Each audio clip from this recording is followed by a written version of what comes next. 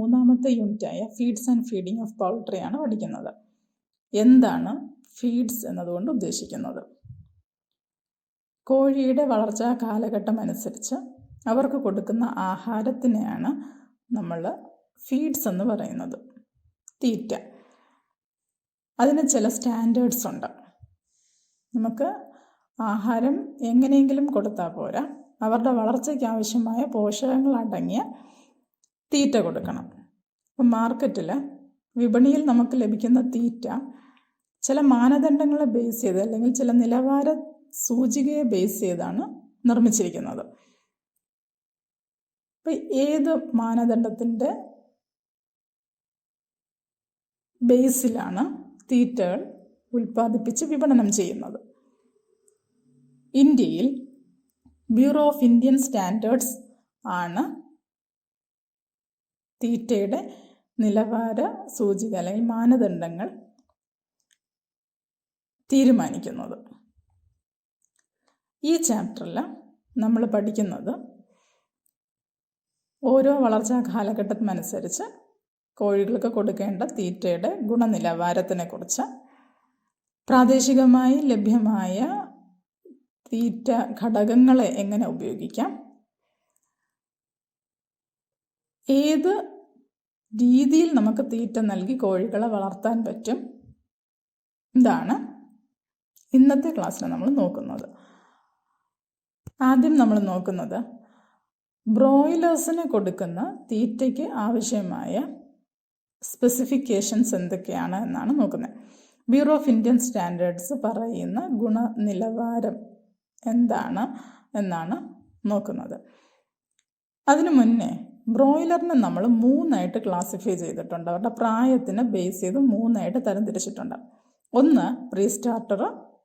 വിരിഞ്ഞ അന്ന് മുതൽ 7 ദിവസം വരെ പ്രായമുള്ള കോഴിക്കുഞ്ഞുങ്ങളെ ബ്രോയിലറിൻ്റെ പ്രീ സ്റ്റാർട്ടർ എന്ന് പറയുന്നു. 8 മുതൽ 21 ദിവസം വരെ, അതായത് അടുത്ത 2 ആഴ്ചകൾ, നമ്മളതിനെ സ്റ്റാർട്ടർ എന്ന് പറയുന്നു. അതിനുശേഷം വിപണനം ചെയ്യുന്നത് വരെയുള്ള കാലഘട്ടത്തെ നമ്മൾ ഫിനിഷർ എന്ന് പറയുന്നു. നമുക്കറിയാം, ബ്രോയിലർ 45 ദിവസമാകുമ്പോൾ തന്നെ വിപണനത്തിന് തയ്യാറാകും. അവർക്ക് കൊടുക്കുന്ന ആഹാരത്തിൽ ലേയേഴ്സിനേക്കാൾ കൂടുതൽ ന്യൂട്രിയൻസ് ആവശ്യമാണ്. ഇവിടെ നമ്മൾ പറയുന്നത് ബ്രോയിലർ തീറ്റയിൽ പ്രീ സ്റ്റാർട്ടർ റേഷനിൽ മോയ്സ്ചർ കണ്ടൻറ്റ് മാക്സിമം 11% ആയിരിക്കണം. Crude protein. എന്താണ് ക്രൂഡ് പ്രോട്ടീൻ എന്ന് പറയുന്നത്?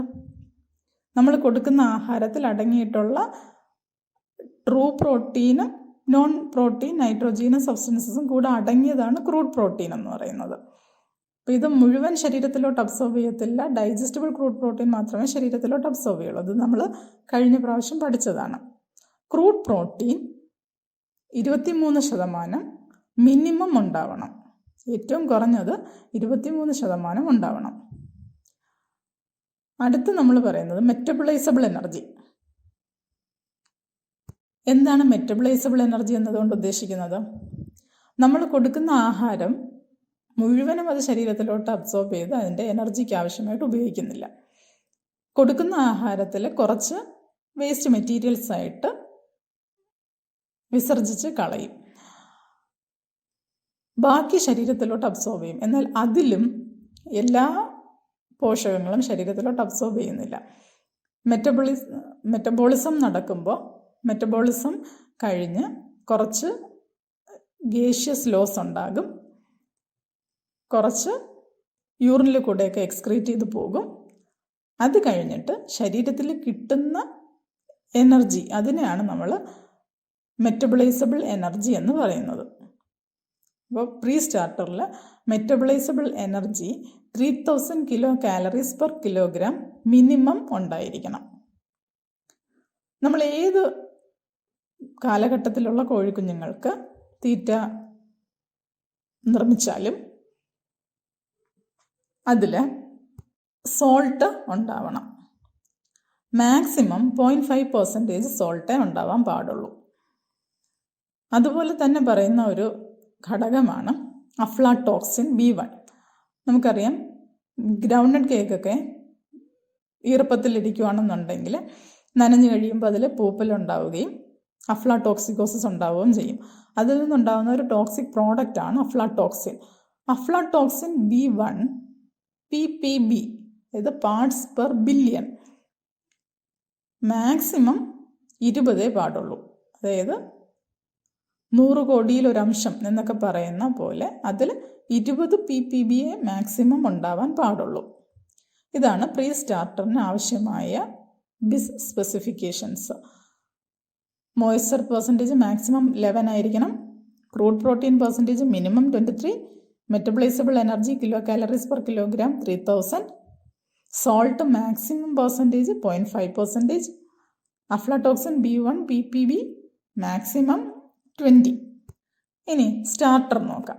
സ്റ്റാർട്ടറിൽ moisture percentage maximum 11, crude protein percentage minimum 22, metabolisable energy kilo calories per kilogram minimum 3100, salt percentage maximum 0.5, aflatoxin B1 ppb maximum 20. ഇതാണ് സ്റ്റാർട്ടറിൻ്റെ. ഇനി നമ്മൾ പറയുന്നത് ഫിനിഷറാണ് പറയുന്നത്. Finisher moisture percentage maximum 11, crude protein percentage minimum 20, metabolisable energy kilo calories per kilogram minimum 3200, salt percentage maximum 0.5, aflatoxin B1 ppb maximum 20. അപ്പോൾ ഇതിൽ common ആയിട്ട് നമുക്ക് നോക്കിയാൽ മനസ്സിലാക്കാൻ പറ്റും. പ്രീ സ്റ്റാർട്ടർ ആണെങ്കിലും സ്റ്റാർട്ടർ ആണെങ്കിലും ഫിനിഷർ ആണെങ്കിലും മോയ്സ്ചർ പെർസെൻറ്റേജ് മാക്സിമം 11 ആണ്.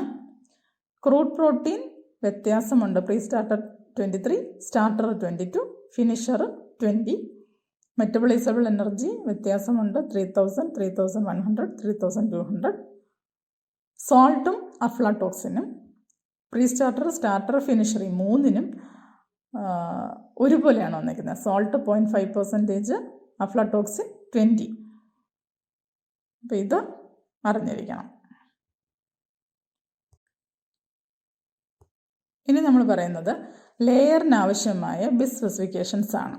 ലെയർ തീറ്റയ്ക്ക് ആവശ്യമായ, മുട്ടക്കോഴികൾക്ക് ആവശ്യമായ തീറ്റയുടെ സ്പെസിഫിക്കേഷൻസ് ആണ് പറയുന്നത്. ഇവിടെ നമ്മൾ ചിക്ക്, ഗ്രോവർ, ലെയർ, ഫേസ് 1, ഫേസ് 2 ഇങ്ങനെയാണ് ക്ലാസിഫൈ ചെയ്തിരിക്കുന്നത്. ചിക്ക് എന്ന് പറഞ്ഞാൽ നമ്മൾ ഫസ്റ്റ് ചാപ്റ്ററിൽ പഠിച്ചു 0 to 8 വീക്സ് ഏജിന് ചിക്ക് എന്ന് പറയുന്നു. ഗ്രോവർ എന്ന് പറഞ്ഞാൽ 9 to 20 വീക്സ് ഏജിന് ഗ്രോവർ എന്ന് പറയുന്നു. ലെയർ 21 to 72 വീക്സ് ഏജ് ആണ് ലെയർ എന്ന് പറയുന്നത്. അതായത് 52 ആഴ്ച മുട്ട ഉൽപാദന കാലയളവ് ആണ് കണക്കാക്കുന്നത്. അതിൽ ലെയറിൻ്റെ ഫേസ് 1 എന്ന് പറയുന്നത് 21 മുതൽ 45 ആഴ്ച പ്രായം. ലെയർ ഫേസ് 2 എന്ന് പറയുന്നത് 46 മുതൽ 72 ആഴ്ച പ്രായമുള്ളത്. ഇവിടെയും മോയ്സ്ചർ പെർസെൻറ്റേജ് 4 ഫേസിലും 11 തന്നെയാണ് മാക്സിമം. ക്രൂഡ് പ്രോട്ടീൻ ചിക്കന് 20, ഗ്രോവറിന് 16, ലെയർ ഫേസ് 1ന് 18, ലെയർ ഫേസ് 2വിന് 16. അതായത് ചിക്കന് ക്രൂഡ് പ്രോട്ടീൻ 20%, ഗ്രോവറിന് 16%, ലെയർ ഫേസ് 1ന് 18%, ലെയർ ഫേസ് 2വിന് 16% ആണ് മിനിമം ഉണ്ടാവേണ്ട ക്രൂഡ് പ്രോട്ടീൻ. മെറ്റബിളൈസബിൾ എനർജി ചിക്കന് 2800 കിലോ കാലറീസ് പെർ കിലോഗ്രാം, ഗ്രോവറിന് 2500, layer phase 1 2600, layer phase 2 2400 kilo calories per kilogram minimum ഉണ്ടായിരിക്കണം. സോൾട്ടും അഫ്ലാടോക്സിനും ബ്രോയിലേഴ്സിൽ പറഞ്ഞതുപോലെ തന്നെ salt maximum percentage 0.5, aflatoxin B1 ppb maximum 20. ഇതിൽ ലെയറിനും ബ്രോയിലറിനും വ്യത്യാസമില്ല, ഒരുപോലെ തന്നെയാണ്. ബ്യൂറോ ഓഫ് ഇന്ത്യൻ സ്റ്റാൻഡേർഡ്സിൻ്റെ സ്പെസിഫിക്കേഷനിൽ ഇത് മാത്രമല്ല പറയുന്നത്. നമ്മൾ വിപണിയിൽ കോഴിത്തീറ്റയായിട്ടോ കാലിത്തീറ്റയായിട്ടോ ബ്രാൻഡ് ചെയ്ത് വിൽക്കുകയാണെന്നുണ്ടെങ്കിൽ അതിനകത്ത് ഈ പറയുന്ന സ്പെസിഫിക്കേഷൻസ് ഉണ്ടെങ്കിലേ നമുക്കത് വിൽക്കാൻ പറ്റത്തുള്ളൂ. ഇതിനോടൊപ്പം തന്നെ ബിസ് സ്റ്റാൻഡേർഡ്സിൽ ക്രൂഡ് ഫൈബറിൻ്റെ അളവ്, ഫാറ്റിൻ്റെ അളവ്, acid insoluble ash, vitamins, minerals essential amino acids, മറ്റ് ഹാംഫുൾ സബ്സ്റ്റൻസസിൻ്റെ അളവ് എല്ലാം പറഞ്ഞിട്ടുണ്ട്. ആ പറഞ്ഞിട്ടുള്ള പരിധിയിൽ കൂടുതലാവാൻ പാടില്ല. ലേയേഴ്സിന്, അതായത് മുട്ടക്കോഴികൾക്ക് നമ്മൾ എക്സ്ട്രാ കാൽഷ്യം സപ്ലിമെൻറ്റേഷൻ കൊടുക്കണം. അത് ഷെൽ ഗ്രിറ്റ് ആയിട്ട് കൊടുക്കാം, ലൈം സ്റ്റോൺ ആയിട്ട് കൊടുക്കാം. ഒരു ദിവസം 4 മുതൽ 5 ഗ്രാം ഒരു ബേർഡിന് കൊടുക്കണം. ഫേസ് 1 കൊടുക്കണം, ഫേസ് 2 കൊടുക്കണം. 4 to 5 gram per bird per day ആണ് കൊടുക്കേണ്ടത്. എക്സ്ട്രാ കാൽഷ്യം സപ്ലിമെൻറ്റേഷൻ നമ്മൾ കൊടുക്കേണ്ടത്. കാരണം മുട്ടയിടുന്ന കോഴികൾക്ക് മുട്ടത്തോടിൻ്റെ നിർമ്മാണത്തിനും ബാക്കി ആവശ്യങ്ങൾക്കുമായിട്ടാണ് നമ്മൾ ഈ കാൽഷ്യം കൊടുക്കുന്നത്. പൗൾട്രി ഫീഡ് ഇൻഗ്രീഡിയൻസ്, അതായത് സാധാരണ നമ്മൾ കോഴിക്ക് കൊടുക്കുന്ന തീറ്റകളിൽ ഉപയോഗിക്കുന്ന ഘടകങ്ങൾ. ഇതിന് നമ്മൾ എനർജി സോഴ്സസ് അല്ലെങ്കിൽ ഊർജ സ്രോതസ്സുകൾ, പ്രോട്ടീൻ സോഴ്സസ് അല്ലെങ്കിൽ മാംസ്യ സ്രോതസ്സുകൾ, മിനറൽ സപ്ലിമെൻ്റ് എന്ന് പറഞ്ഞാൽ ധാതു ലവണങ്ങളുടെ സ്രോതസ്, വിറ്റമിൻ സോഴ്സസ്. ഊർജ സ്രോതസ്സുകൾ എന്ന് പറയുന്നത് ധാന്യങ്ങളെ നമുക്ക് അതിൽപ്പെടുത്താം. മെയ്സ്, വീറ്റ്, റൈസ്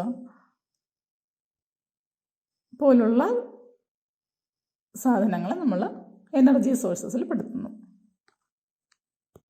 മാംസ്യ സ്രോതസ്സുകളിൽ മൃഗങ്ങളുടെ നിന്ന് കിട്ടുന്ന സോഴ്സുകളെ നമുക്ക് bone meal, fish meal, blood meal, dried fish, ഇതെല്ലാം അനിമൽ സോഴ്സസ് പ്രോട്ടീനുകളാണ്, മാംസ്യ സ്രോതസ്സുകളാണ്. പ്ലാന്റ് സോഴ്സസ് പ്രോട്ടീൻ, സസ്യങ്ങളിൽ നിന്ന് ലഭിക്കുന്ന പ്രോട്ടീൻ സോഴ്സസ് എന്ന് പറയുന്നത് soyabean meal, gingelly oil cake, groundnut cake, coconut cake, cotton seed cake പോലുള്ള സാധനങ്ങളെല്ലാം പ്ലാന്റ് ഒറിജിൻ പ്രോട്ടീൻ സോഴ്സസ് ആണ്. വൈറ്റമിൻ സോഴ്സസ് കോഴികൾക്ക് നമ്മൾ പച്ചപ്പുല്ല് പോലുള്ള സാധനങ്ങൾ കൊടുക്കാറുണ്ട്. ഇത് വിറ്റമിൻ സോഴ്സസ് ആയിട്ട് ആക്ട് ചെയ്യാം. മിനറൽ മിക്സ്ചേഴ്സ് നമ്മൾ കൊടുക്കാറുണ്ട്. കാൽഷ്യം ആവാം, മറ്റു ധാതു ലവണങ്ങൾ അടങ്ങിയിട്ടുള്ള സപ്ലിമെൻറ്റ്സ് ആവാം. ഇതെല്ലാം മിനറൽ സോഴ്സസിലാണ് വരുന്നത്.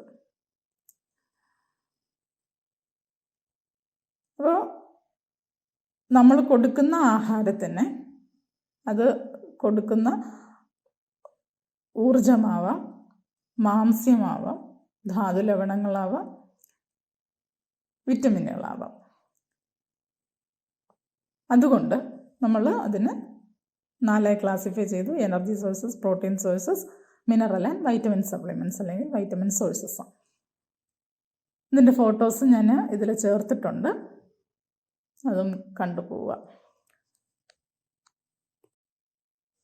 Maze,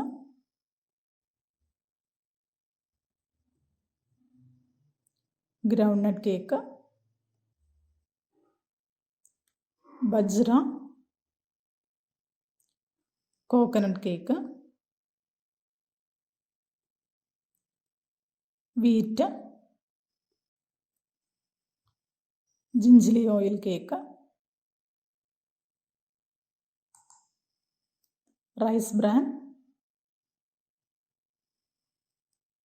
rice polish, wheat bran, soyabean meal, bone meal, unsalted dried fish, fish meal, dried ടപ്പിയോക്ക,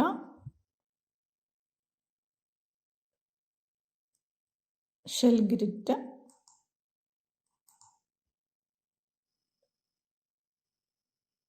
green grasses.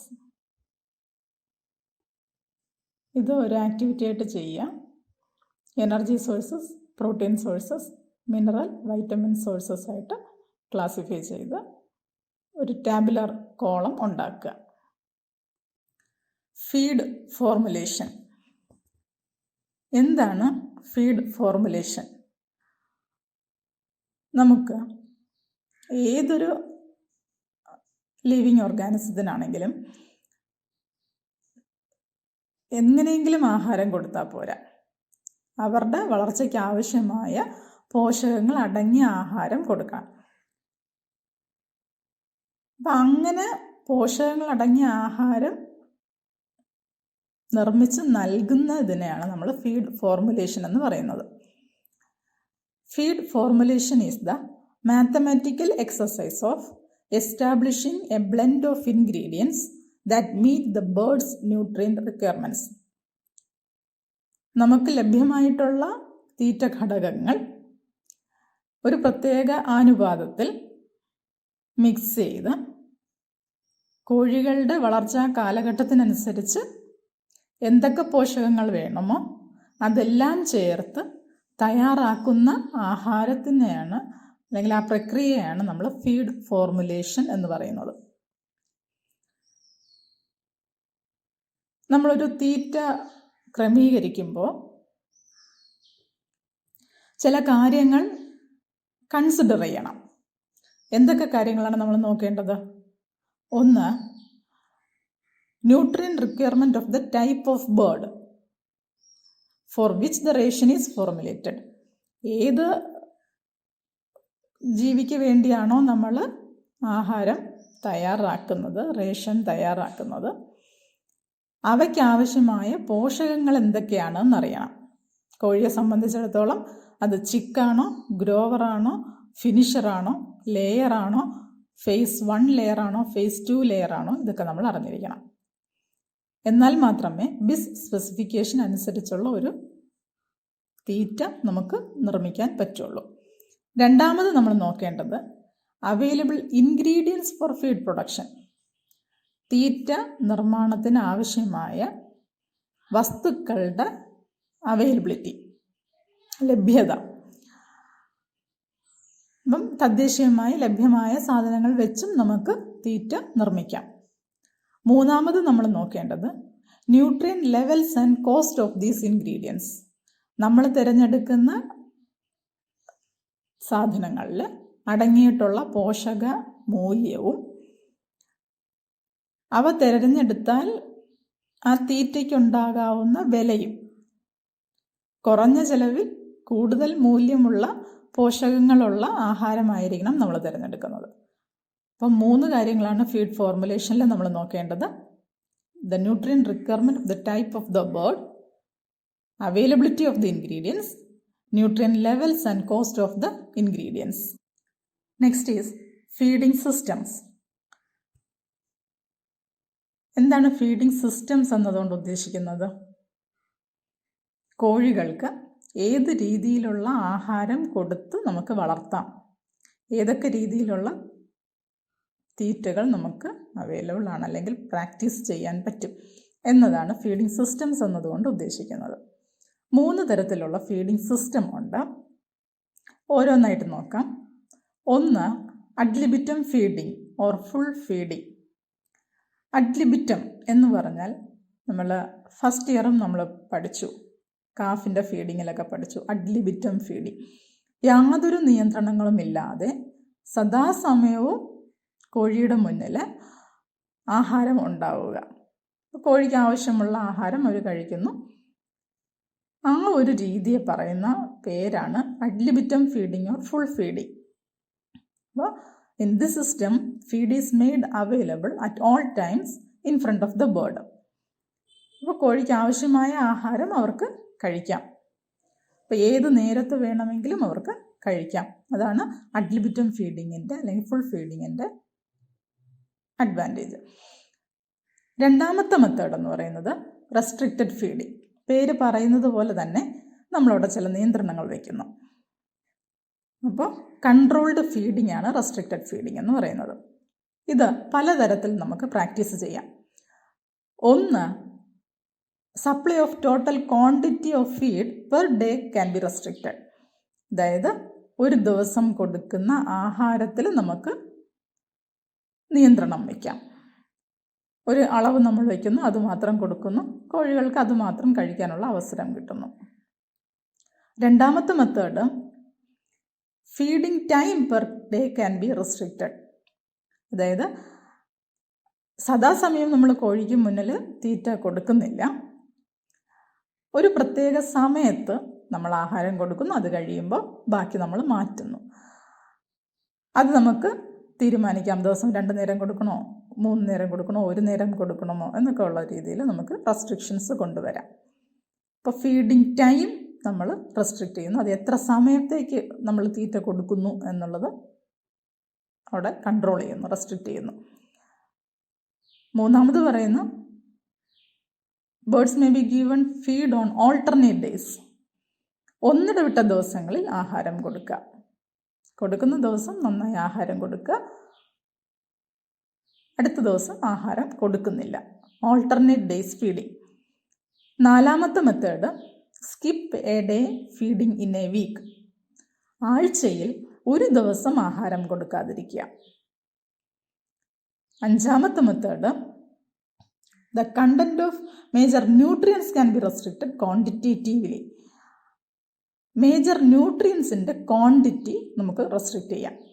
അതായത് നമ്മൾ ആഹാരം ധാരാളം കൊടുക്കുന്നുണ്ട്, പക്ഷേ പോഷക ഘടകങ്ങൾ കുറയ്ക്കുന്നു, അതിൻ്റെ അളവ് നമ്മൾ കുറയ്ക്കുന്നു. ഇപ്പോൾ റെസ്ട്രിക്റ്റഡ് ഫീഡിങ് നമുക്ക് 5 രീതിയിൽ പ്രാക്ടീസ് ചെയ്യാം. ഒന്ന്, total quantity of feed can be restricted. ഒരു ദിവസം കൊടുക്കുന്ന മുഴുവൻ തീറ്റയുടെ അളവിൽ നമുക്ക് കുറവ് വരുത്താം. 2, feeding time per day can be restricted. ദിവസം ആഹാരം കൊടുക്കുന്നു, പക്ഷേ എത്ര നേരം കോഴിയുടെ മുന്നിൽ തീറ്റ ഉണ്ടാവണം എന്നത് നമുക്ക് തീരുമാനിക്കാം. 3, birds fed on alternate days. ഒന്നിടവിട്ട ദിവസങ്ങളിൽ ആഹാരം കൊടുക്കാം. Skip a day feeding in a week. ആഴ്ചയിൽ ഒരു ദിവസം ആഹാരം കൊടുക്കാതിരിക്കുക. Major nutrients can be restricted quantitatively. ന്യൂട്രിയൻസിൻ്റെ ക്വാണ്ടിറ്റി നമുക്ക് കുറയ്ക്കാൻ പറ്റും. റെസ്ട്രിക്റ്റഡ് ഫീഡിങ് നമ്മൾ പ്രാക്ടീസ് ചെയ്യുന്നത് ഗ്രോവേഴ്സിനാണ്. ബ്രോയിലർ ബ്രീഡേഴ്സിനും നമ്മൾ പ്രാക്ടീസ് ചെയ്യുന്നുണ്ട്. നമുക്ക് എത്രത്തോളം ഫീഡ് റെസ്ട്രിക്ഷൻ പ്രാക്ടീസ് ചെയ്യാൻ പറ്റും? ബ്രോയിലർ ബ്രീഡേഴ്സിനാണ് എങ്കിൽ 20% ആഹാരം കുറയ്ക്കാം. എഗ് ടൈപ്പ് ഗ്രോവേഴ്സിനാണ് എങ്കിൽ 7 to 8% മാക്സിമം നമുക്ക് റെസ്ട്രിക്ഷൻ കൊണ്ടുവരാം. ഒരു ബേർഡ് സ്ട്രെസ്സിലാണ് എങ്കിൽ ഒരു കാരണവശാലും നമ്മൾ ഫീഡ് റെസ്ട്രിക്ഷൻ കൊണ്ടുവരാൻ പാടില്ല. റെസ്ട്രിക്റ്റഡ് ഫീഡിങ്ങിൻ്റെ അഡ്വാൻറ്റേജസ് എന്തൊക്കെയാണെന്ന് വെച്ചാൽ, 1, delayed sexual maturity and thereby increase in egg weight. Egg weight കൂടാൻ സഹായിക്കുന്നു. അതായത് ലേയേഴ്സ് 21 ആഴ്ചയൊക്കെ ആകുമ്പോഴത്തേക്ക് മുട്ടയിട്ട് തുടങ്ങണം. ഫീഡ് റെസ്ട്രിക്ഷൻസ് നമ്മൾ കൊണ്ടുവരുവാണെന്നുണ്ടെങ്കിൽ വളരെ നേരത്തെ സെക്ഷൽ മെച്യൂരിറ്റിയിലെത്തുകയും മുട്ടയിട്ട് തുടങ്ങുന്നതും തടയാനും അതുവഴി മുട്ടയുടെ ക്വാളിറ്റി നമുക്ക് കൂട്ടാനും പറ്റുന്നു. രണ്ടാമത്തേത്, low fat deposition and so low body weight at laying. ആഹാരം നിയന്ത്രിക്കുന്നത് കൊണ്ട് തന്നെ ശരീരത്തിൽ കൊഴുപ്പിൻ്റെ ഡെപ്പോസിഷൻ ഒഴിവാകുകയും കോഴിയുടെ വെയിറ്റ് കൂടാതെ ലേയിങ് പീരീഡിൽ അതിൻ്റെ ആരോഗ്യം കാത്തു സൂക്ഷിക്കാൻ പറ്റുന്നുണ്ട്. മൂന്നാമത്തെ കാര്യം, low feeding cost. Low feeding cost എന്നതുകൊണ്ട് ഉദ്ദേശിക്കുന്നത് ആഹാരം നമ്മൾ 7 മുതൽ 8% കുറയ്ക്കുന്നുണ്ട്, പക്ഷെ ബേർഡിൻ്റെ ആരോഗ്യത്തിൽ നമ്മൾ വേറെ പ്രശ്നങ്ങളൊന്നും ഉണ്ടാക്കുന്നില്ല. മുട്ട ഉൽപ്പാദനം നല്ല രീതിയിൽ നല്ല ക്വാളിറ്റി മുട്ട കിട്ടുന്നുണ്ട്. അപ്പോൾ ഒരു മുട്ട ഉൽപ്പാദിപ്പിക്കാനുള്ള ചെലവ് കുറയുന്നു. നാലാമത്തത്, ഒരു ബെറ്റർ ലൈവബിലിറ്റി കൊടുക്കുന്നു. അതായത് ബോഡി വെയിറ്റ് ഒക്കെ കുറഞ്ഞതുകൊണ്ട് തന്നെ അതിന് കാലിനൊക്കെ ഉണ്ടാകുന്ന പ്രശ്നങ്ങളും കുറച്ച് ആരോഗ്യ പ്രശ്നങ്ങളൊക്കെ ഒഴിവാക്കാൻ പറ്റുന്നുണ്ട്. അതുകൊണ്ട് അതിൻ്റെ ജീവിത കാലയളവിൽ കുറച്ച് ഇമ്പ്രൂവ്മെൻറ്റ് നമുക്ക് ഉണ്ടാക്കാൻ പറ്റുന്നുണ്ട്. അപ്പം 4 അഡ്വാൻറ്റേജസ് ആണ് ഫീഡ് റെസ്ട്രിക്ഷനിൽ നമ്മൾ പറയുന്നത്. It delays sexual maturity and increases egg weight, low fat deposition and so low body weight at laying, low feeding cost, better livability during laying period.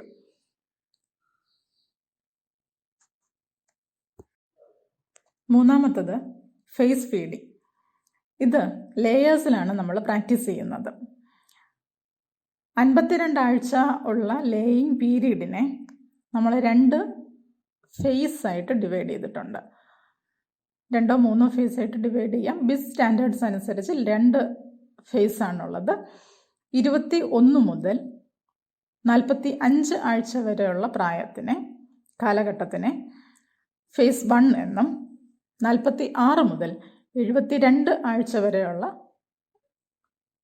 കാലഘട്ടത്തെ ഫേസ് 2 എന്നും പറയുന്നു.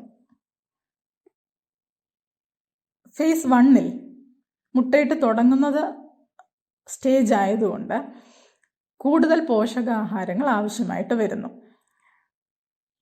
മുട്ട ഉൽപ്പാദനം തുടങ്ങിയത് കൊണ്ട് തന്നെ മുട്ട ഉൽപ്പാദനത്തിൻ്റെ തോത് വർദ്ധിക്കുന്നു, എഗ് വെയിറ്റ് കൂടുന്നു. ഇതെല്ലാം പോഷകാഹാരം കൂടുതൽ ആവശ്യമായതുകൊണ്ട് 21 മുതൽ 45 വരെയുള്ള ഫേസ് 1-ൽ കൂടുതൽ ന്യൂട്രിയൻസ് അടങ്ങിയ ആഹാരം നമ്മൾ കൊടുക്കുന്നു. Phase 2 46 to 72 weeks of age ആണ്. അവിടെ മുട്ട ഉൽപ്പാദനം പതിയെ കുറയുവാണ് ചെയ്യുന്നത്. അപ്പോൾ പോഷകാഹാരത്തിൻ്റെ കുറച്ച് മതി. അവിടെ നമ്മൾ കൊടുക്കുന്ന ആഹാരത്തിലും പോഷകാഹാരം കുറയ്ക്കാം. അതുകൊണ്ട് അവിടെ ന്യൂട്രിയൻ റിക്വയർമെൻറ്റ് കുറയുന്നു. ഇത് മുട്ട ഉൽപ്പാദന തോത് കൂട്ടുക ഒന്നുമില്ല, ഫേസ് 1-ഉം ഫേസ് 2 ആയിട്ട് ഡിവൈഡ് ചെയ്യുന്നുണ്ട്. പക്ഷേ കോസ്റ്റ് ഓഫ് പ്രൊഡക്ഷൻ കുറയ്ക്കാൻ പറ്റും. കോസ്റ്റ് ഓഫ് പ്രൊഡക്ഷൻ കുറയ്ക്കുക എന്ന് പറഞ്ഞാൽ എങ്ങനെയാണ്? മുട്ട ഉൽപ്പാദനം കൂടി നിൽക്കുന്ന സമയത്ത് നമ്മൾ ആവശ്യമായ ന്യൂട്രിയൻസ് എല്ലാം കൊടുക്കുന്നു ഫേസ് 1-ൽ.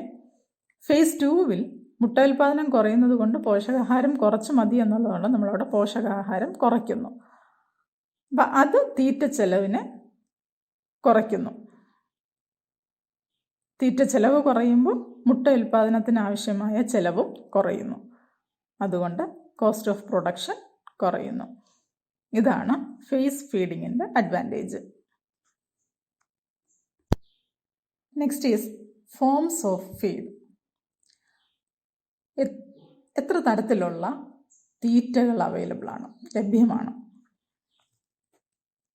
2 തരത്തിലുള്ള തീറ്റ ലഭ്യമാണ്. ഒന്ന് മാഷ് ഫീഡും 2 പെല്ലറ്റ് ഫീഡും. മാഷ് ഫീഡ് എന്ന് പറഞ്ഞാൽ പൊടി രൂപത്തിലുള്ള തീറ്റ. പെല്ലറ്റ് ഫോം എന്ന് പറഞ്ഞാൽ നമ്മൾ കാലിത്തീറ്റയൊക്കെ സിലിണ്ടറിക്കൽ ആകൃതിയിൽ കണ്ടിട്ടും അതുപോലെ തന്നെ കോഴികൾക്കും നമുക്ക് തിരുത്തീറ്റ അവൈലബിൾ ആണ്. ഒന്ന് മാഷ് ഫോം. ഒത്തിരി പൊടിയായിട്ടുള്ള തീറ്റ കോഴികൾ സാധാരണ കഴിക്കാറില്ല.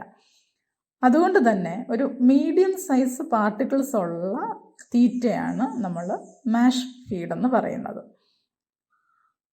കോഴിത്തീറ്റയൊക്കെ കണ്ടാൽ അറിയാൻ പറ്റും, അതിനകത്ത് ചോളം പോലുള്ള കുഞ്ഞ് പാർട്ടിക്കിൾസ് ഉള്ളതും കാണും, പൊടിയായിട്ടുള്ള തീറ്റകളും ഉണ്ടാവും. ഇപ്പോൾ റൈസ് പോളിഷൊക്കെ പറയുകയാണെന്നുണ്ടെങ്കിൽ വളരെ നൈസായിട്ടുള്ള പൊടികളായിരിക്കും. അത് നമുക്ക് പാർട്ടിക്കിൾ സൈസിലോട്ട് എടുക്കാൻ പറ്റത്തില്ല. നമ്മൾ കൊടുക്കുന്ന തീറ്റയിൽ പല സൈസിലുള്ള പാർട്ടിക്കിൾസ് ആണ് ഉള്ളതെങ്കിൽ കോഴികൾ അവർക്കിഷ്ടമുള്ളത് മാത്രം തിരഞ്ഞെടുത്ത് കഴിക്കാൻ ഇടയാകും. മാഷ് ഫീഡിൻ്റെ ഒരു ഡിസഡ്വാൻറ്റേജും അത് തന്നെയാണ് പറയുന്നത്. ഇപ്പോൾ റൈസ് പോളിഷ് പോലുള്ള ഫൈൻലി ഗ്രൗണ്ട് പാർട്ടിക്കിൾസും ഉണ്ടാവും, മെയ്സിൻ്റെ മീഡിയം സൈസ് പാർട്ടിക്കിൾസ് ഉള്ള മെറ്റീരിയൽസും ഉണ്ടാവും. there will be selection of ingredients by the birds. അവർക്കിഷ്ടമുള്ള ഫീഡ് മാത്രം തിരഞ്ഞെടുത്ത് കഴിക്കാനുള്ള ഒരു സാധ്യത മാഷ് ഫീഡിലുണ്ട്. അപ്പോൾ വലിപ്പമുള്ള ലാർജറായിട്ടുള്ള സീരിയൽ ഗ്രെയിൻ പാർട്ടിക്കിൾസ് അവരെടുക്കുകയും മറ്റത് വേസ്റ്റായി പോവുകയും ചെയ്യും. ഏറ്റവും സ്മൂത്തായിട്ടുള്ള ചെറിയ പൊടിത്തീറ്റകൾ വേസ്റ്റായി പോകാനും സാധ്യതയുണ്ട്. ഇത് മാഷ് ഫാമിൻ്റെ ഒരു ഡിസഡ്വാൻറ്റേജ് ആണ്. രണ്ടാമത് പറയുന്നത് പെല്ലറ്റ് ഫോം. പെല്ലറ്റ് ഫോം എന്ന് പറയുന്നത് മാഷ് ഫീഡിനെ ഒരു സിലിണ്ടറിക്കൽ ഷേപ്പിലോട്ട് കംപ്രസ് ചെയ്യുന്നു. ഒരു മെഷീനിൽ കൂടെ ചൂടും മോയ്സ്ചറും പ്രഷറും ഒക്കെ കൊടുത്തിട്ട് അതിനെ കംപ്രസ് ചെയ്തെടുക്കുകയാണെന്നുണ്ടെങ്കിൽ നമ്മളതിനെ പെല്ലറ്റ് ഫോം എന്ന് പറയുന്നു. അപ്പം mash is compressed into cylindrical pellets through pelleting machine using heat, moisture and pressure. Advantages of pellets ആണ് നമ്മൾ നോക്കുന്നത്. ഒന്ന്, ഫീഡ് വേസ്റ്റേജ് ഈസ് റെഡ്യൂസ്ഡ്. നേരത്തെ പറഞ്ഞതുപോലെ ഫൈൻലി ഗ്രൗണ്ട് ആയിട്ടുള്ള പാർട്ടിക്കിൾസ് നമുക്ക് വേസ്റ്റായി പോകുന്നില്ല. രണ്ട്, reduce labour for feeding. Labours കുറച്ച് മതി. മൂന്ന്, selective consumption of ingredients is eliminated. പല സൈസിലുള്ള പാർട്ടിക്കിൾസ് ആയിട്ട് കിട്ടാത്തത് കൊണ്ട് ബേർഡ്സ് മുഴുവനും കഴിക്കാനുള്ള സാധ്യതയുണ്ട്. അപ്പോൾ സെലക്റ്റീവ് കൺസപ്ഷൻ, തിരഞ്ഞെടുത്ത് കഴിക്കുന്ന പ്രോസസ്സ് നമുക്ക് ഒഴിവാക്കാം. Feed dustiness is reduced. നമുക്കറിയാം, പൊടിത്തീറ്റ നമ്മളിടുമ്പോൾ അത് അന്തരീക്ഷം മുഴുവൻ പൊടിപടലമാവും. പെല്ലറ്റ് ആയതുകൊണ്ട് അത് മോയ്സ്ചറും ഹീറ്റും പ്രഷറും ഒക്കെ ഉപയോഗിച്ചൊരു കംപ്രസ് ചെയ്ത് വെച്ചിരിക്കുന്നത് കൊണ്ട് ആ പൊടി പടലങ്ങൾ നമുക്ക് ഒഴിവാക്കാൻ പറ്റും. Pelleting destroy some bacteria in the feed. High പ്രഷറിലും മോയ്സ്ചറും ഹീറ്റും ഒക്കെ കടന്ന് വരുന്നത് കൊണ്ട് തന്നെ ചില ബാക്ടീരിയകളെ നശിപ്പിക്കാൻ സാധിക്കുന്നു.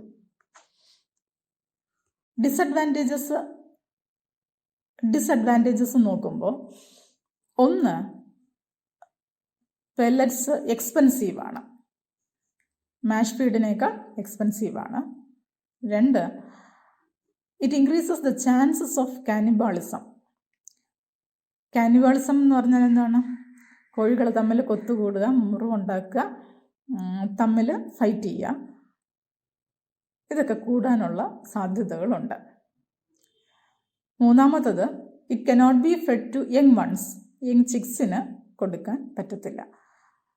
ഇത് മൂന്നുമാണ് പെല്ലറ്റ്സിൻ്റെ ഡിസഡ്വാൻറ്റേജസ്.